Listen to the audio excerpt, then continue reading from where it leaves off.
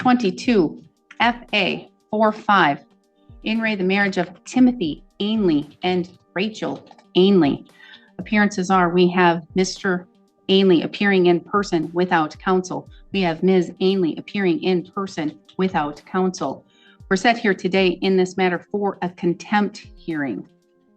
2 hearings, 1 ex-wife and judge. Megan is about to turn up the heat. Stick around because this courtroom is not just handing out justice, it's dishing out karma with a gavel. We are here for an order to show cause contempt matter filed by Mr. Ainley. Mr. Ainley, this is your motion that you have filed. You are seeking certain personal property and for Ms. Ainley to pay certain monies to you as you believe were ordered by Commissioner Krupa. At this time, I'm going to ask, there's a gentleman here with you who was seated next to you. Is he going to be a witness as well? No, he is my recovery coach in Onyx Sober Living Program out of Polk County. He's my mentor. That's fine. That's all I need to know. Okay. So I'm going to have Mr. and Mrs. Ainley and Logan Ainley, please stand up, raise your right hands, be sworn in. Do you affirm that the testimony you're about to provide in this matter should be the truth, the whole truth, and nothing but the truth? I do. You all may be seated. All right, Mr. Ainley, this is your case, so you have the burden of proof. You may begin with your witnesses and your evidence. I don't. For the record, Yes, I know nothing about the case. I don't know what you're asking to be, what property you're asking for her to, quote, surrender. I don't know what you're asking that she be ordered to provide to you that was, or be provided to you, which was ordered from Commissioner Krupa. So that is what you have to inform me of today. Okay. To start off with, on the date of our divorce is final under your ruling. Rachel is ordered to have the house sold or refinanced within 6 months. I'm not really sure I forgot what the final court divorce date was, but. So you would like me to find the final divorce order and take judicial notice of that? Is that what you're asking? If you can, please. I will do that. Thank you. You may continue. It was ordered that Rachel surrender all of my personal property, my tools, trailers, just certain properties that was supposed to have been surrendered to me. Months went by. I never could get my lawyer to set up a time to contact her lawyer so I could go recover all of my property. And let's just continue with the house and everything.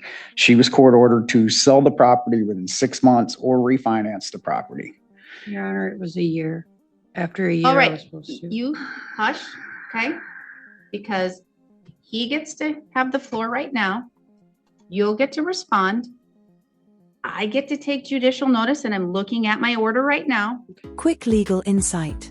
When a judge orders a sale or refinance within 6 months, that's not a suggestion. It's a ticking time bomb. Miss that deadline, penalties will follow. And this case proves exactly why. I have eyes and I can read, all right? Mr. Ainley. Okay. She was court ordered to sell the property, refinance after 6 months after the divorce was final. And if she did not do so, she was court ordered to pay me $1,000 a month toward the equity of the house. If she did not have it sold within 6 months or refinanced within 6 months, after 1 year, the court said that they would take the house and put it on the market for her. None of this has happened.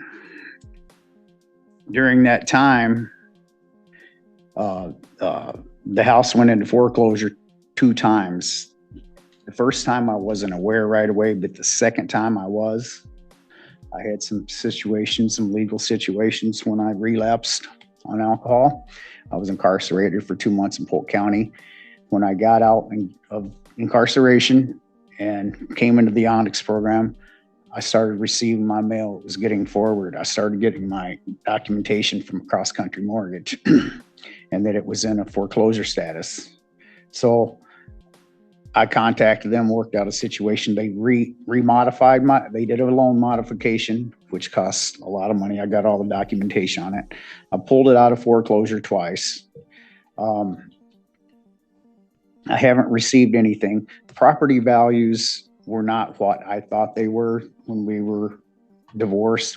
On record, it was stated that it was worth $160,000. I had Leon, I forgot what his last name, from Grantsburg Realty, put the house on the market for $239,000. And I thought, well, great, it's going to sell. Well, Rachel got an offer it was either $193,000 or $197,000. She refused it and said that wasn't enough money. And here I'm making the payments every month and remodifying the loans and everything else because they're just in my name. Rachel wasn't able to have any type of credit or have her name on any type of loans or anything. And but I was ordered in your court to sign a quick claims deed for the property. So therefore, like I said, I found out that the house was in foreclosure, and for the last year, I've been making payments and keeping the house afloat so we wouldn't lose it.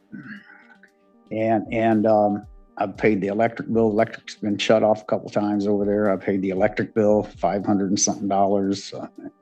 Cell phone bills, I paid those, which that's not really relevant. It's not really necessary. I did that for my kids so they'd have their phones.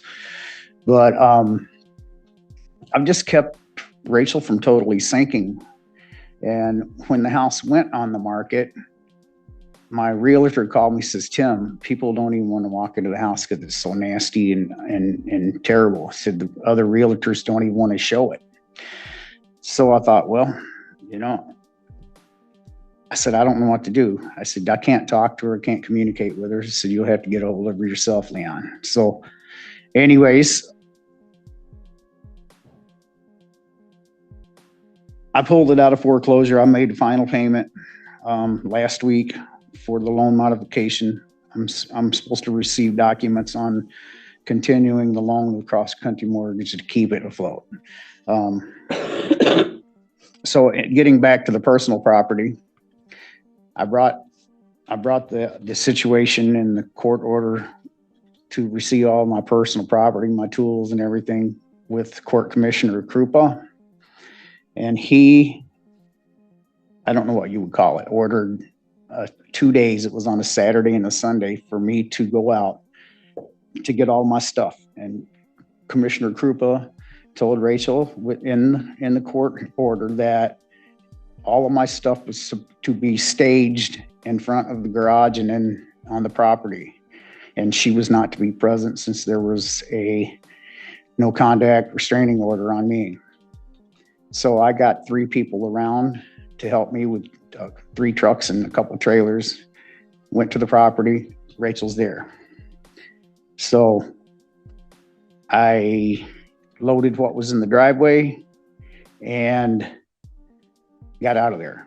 I was supposed to go back the next day to get the rest of the stuff, which I did not do because I knew she was going to be there. And all of my property, like the pontoon, my 4-wheeler, my lawnmower, my big 0-turn lawnmower, my chainsaws, everything that had a motor on it was totally destroyed. Holes drilled in the blocks of the 4-wheeler. Weight chainsaws destroyed, lawnmower wrecked, and a pontoon with holes drilled in it. This sounds less like a divorce and more like a scene from a revenge movie. Who do you think is telling the truth, Herm or Rachel? Drop your thoughts below. The lawnmower had half of the motor broke off of it. The pontoon had holes drilled all up underneath the pontoons. Everything was just destroyed. The lower unit on the pontoon looked like somebody took a sledgehammer and knocked it off. Everything I got was destroyed.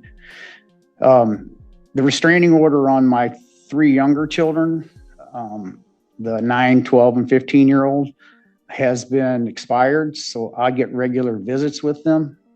And I ask them, I said, what happened to all Dad's clothes, my suits, and all my hunting gear and everything? He says, Al took it in the backyard and burned it. So all of my personal property was burned and destroyed.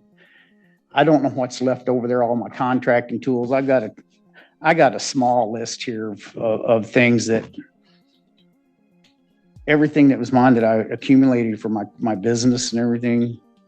It's simple tools, but it's a significant list.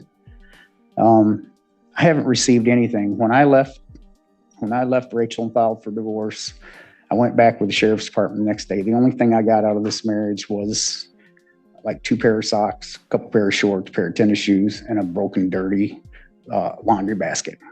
That's what I walked away from. It was very devastating.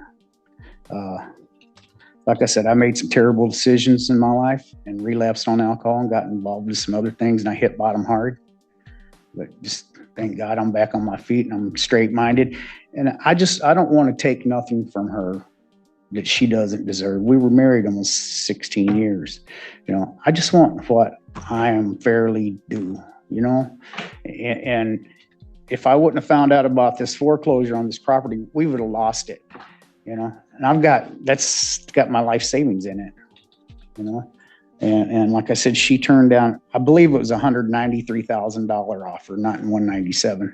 I got an email. I was looking for it from Grantsburg Realty, but even at $197,000, I mean, I was to get only $20,000 of that, and I've just invested my whole life. I mean, I even raised her 3 older kids and had nothing but problems with them after they got older.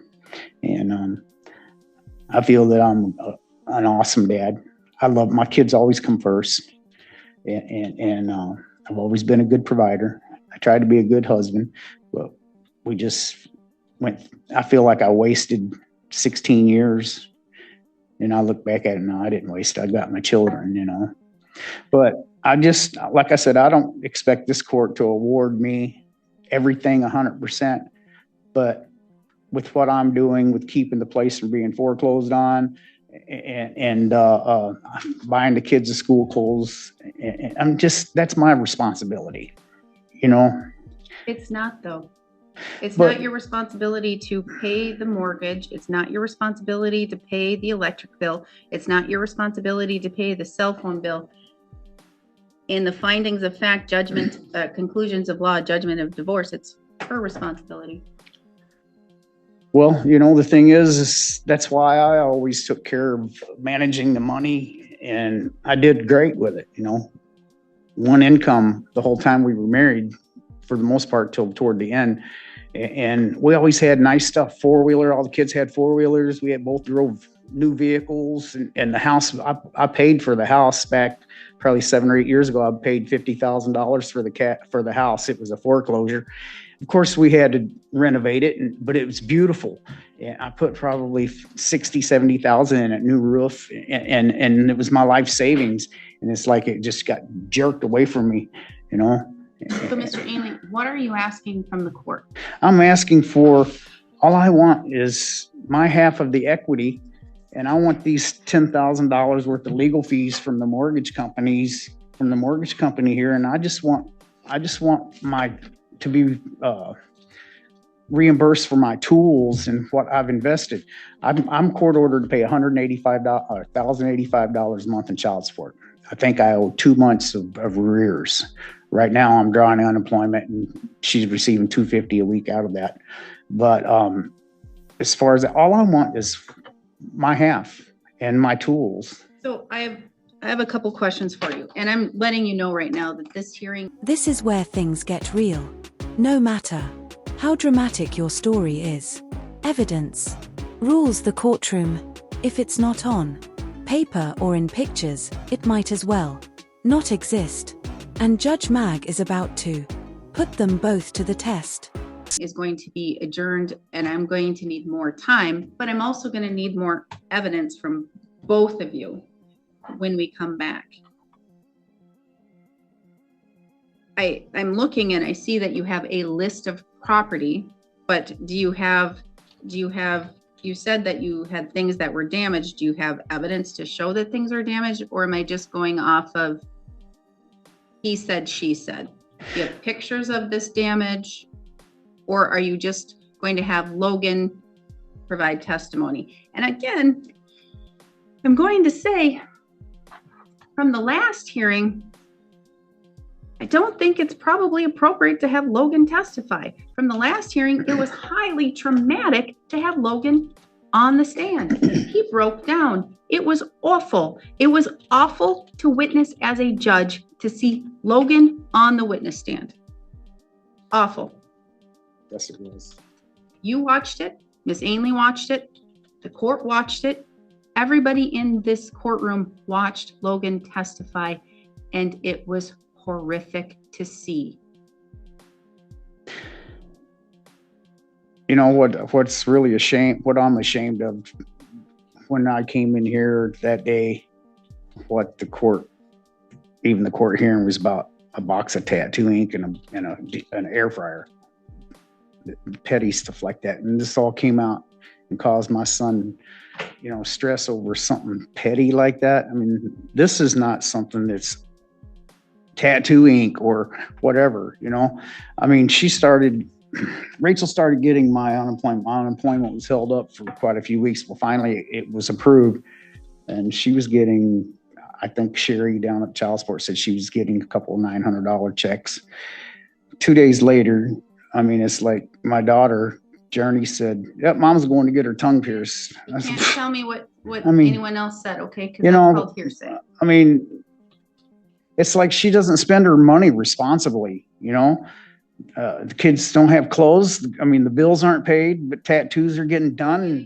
Off course, at least right now for today's hearing. So you're asking for your property, but again, I need you to answer my question. Are you going to be able to produce evidence, or are we just going off of he said, she said? Are we going off of your testimony, Miss Ainley's testimony, and perhaps what you're going to hope Logan's going to testify to? Or do you have pictures and other things to support your testimony? I've got some pictures of the truck that was destroyed, and I got pictures of the clothing that was in the back of the... And you have them printed out for the court? I don't. If you don't, then that's for the next hearing, because this is sounding to me that this is going to be a longer hearing than what the 15 minutes was set for. Yes, ma'am. And so you're going to need your evidence to support your case. And Miss Ainley, you're going to need your evidence to support your case. And it can't be on a phone. Either one of you. It can't be on a phone, or I'll take your phone, and I'm glad to take your phone, but I have to keep it for a whole year. Mm-hmm. All right? Because it has to go, and I have to wait for the whole appeals process to go through. Okay? So if that's what you want to do, and I have to have values of what you would be looking for at receiving, and I have to know if you're looking at having the home go up for sale, because I'm gonna get to you, Miss Ainley. It's sold. Yeah, the house sold. that's what I was trying to say. I He's refusing to sign for them to get. All right. So Miss Ainley, before I get there, then the house sold. Miss Ainley. I'm supposed to close the 22nd. So what happened? He's refusing to sign for them House to get sell, the payoff. House sell to. It is Fair Deal Home Buyers. Fair Deal Home Buyers. And they're paying $160 cash. $160 cash. So I can get him paid. Okay. And so then we do need to deal with that aspect, at least here today, because I need to know or I can hold it up, because he needs money. I need to know how much he's going to get. Boom. Plot twist. Rachel thought the house sale was a done deal, but the judge just slammed the brakes. Why? Because the court, not the couple, gets the final say when equity and damages are still in question. Or not get for this property, because it's going to come out of this Everything he left is still there and not damaged. I can take pictures, but not then damaged. I need to have those pictures, and I need to go there. But the house isn't going to be sold until we have this hearing. You understand? So either he's not holding it up now, the court's going to hold it up. Okay? Because I need to know this stuff. And either I was going to say it needs to be sold by one of three. I was going to give you three options to go with the local realtor. I'm fine if you want to use fair deal home buyers. That's fine with me. And if you think 160,000 is a fair market value, that's not for me to say. Honestly, it's not for him to say either. I accepted. And that's fine. I don't care if that's the amount that you want to go with, as long as Mr. Ainley gets not only his equity, but he's going to be entitled to any monies that he is owed for any damage to any property, if he is owed for any damage to property. But I don't know that, and I don't have the time to go through that right now, because this is going to be a much longer hearing than I have the time to do today. All right, so you're set to close on November 22nd. Yes, ma'am. That's unfortunately going to have to be delayed because I'm not ordering him to sign that. Okay, so it's not going to happen. You're just going to have to tell him it's going to be delayed until I can have the hearing, because he most likely will be entitled to recoup all of the mortgage payments that he's paid to keep it out of foreclosure. Yes, they were added into what Mr. Krupa Okay, excellent. or his lawyer added it up. Excellent. I'm going to need that It's documentation too. 27,000 something with the payments. Okay, so make sure you bring that to the next hearing so that I can make sure that all of that's being covered and taken care of, because I want you to get your money, Miss Ainley, and I want you to be able to move on free and clear from Mr. I have to Ainley. be out of my house by the 22nd Why? because that was the agreement on the Well, sale, not because they're anymore. coming in and they're Court fixing orders- the house up. Court orders, no. So Okay. it can't go through. You can tell them court orders, no. So I beat them. Sorry. So you can't. All right? You can just say, judge says no. Judge was mean today. All right? Not you, it's me. Because you can't go through with the deal because he has to agree with all of this because he is on the mortgage and it can't happen. And because I'm doing an order to stay any sale of this property because it can't happen. This moment right here shows the human side of justice. Judge Mag isn't just managing evidence, she's protecting a child from emotional collapse. This isn't just legal drama, it's real life heartbreak. All right. So I'm going to get you in as soon as I practically can. If I can get you in before the 22nd, I will do so, I promise. And I'm going to look right now, but that will be it because we need enough time to hammer through all of this. But I'm going to tell you, if you don't have your evidence, you don't have your stuff, that's going to be all, because we're going to be done and we're going to wash everybody's hair of each other. Okay. And I'm going to tell you right now, I don't want to put Logan through more trauma. I don't either. I don't want to put Logan through more trauma. Yes, ma'am.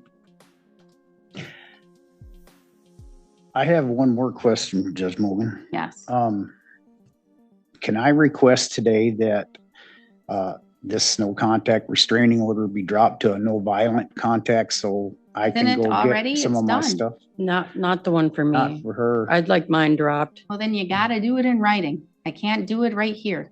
Okay. Got to be done the proper, correct way. All right. So where are we here today? Judge Okay. Morgan, she told me that she's already sent you letters I've to have written this a letter. dropped. All right. And again, I'm saying, if you're saying things on the record with law enforcement and a DA in here in the courtroom,